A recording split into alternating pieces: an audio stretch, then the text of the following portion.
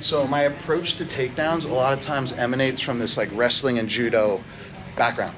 So wrestle, judo, jitsu, kind of using judo and wrestling to have someone open for submissions and control positions. So a lot of times I use my feet or judo techniques like uchimata, ashiwaza to break their balance and get their head underneath mine.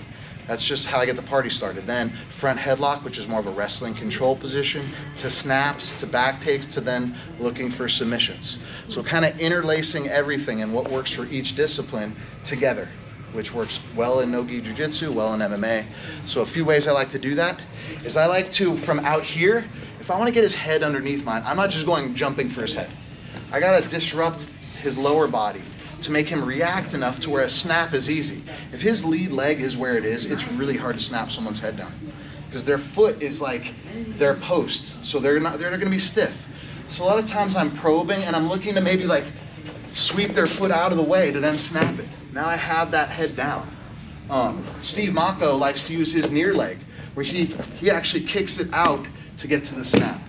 I've never been able to get enough power for that, but that idea I like. Where, you know, however I'm like sticky with this foot and he gets it out of there, now I'm able to snap to a front headlock.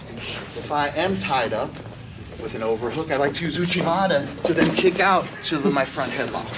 So if he has an underhook or a body lock, I'm able to kind of uchimata my way into this front headlock. So I clear the bad tie to then be offensive. So those two movements are really good for that, as well as a Sasai Surikomiyashi, where if we're in a pummel maybe, I'm able to use my foot as a prop. Just as something to kind of like meet at a vanishing point to trip him up, I let go of that underhook and I go to a chin strap, whether it's right or left, running away, pulling it to here. Now a snap and a go behind, and that's kind of up to the person that does the takedown or that balance break, what they're gonna do next. I like to just clear that arm and take the back. So there's a few good options. And if you get good at judo throws, you gotta correlate that with good tie-ups. Like if I'm doing an osoto and he moves that leg back, there's my front headlock. So I showed my cards as far as the judo and got the reaction I needed.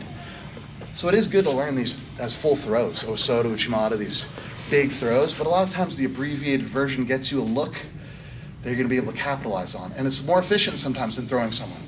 Sure, if you're mad at them and throwing them gets you what you need, cool, but usually less is more. You know, as long as I could get Terry's head down through a disruption, that's the most efficient way usually.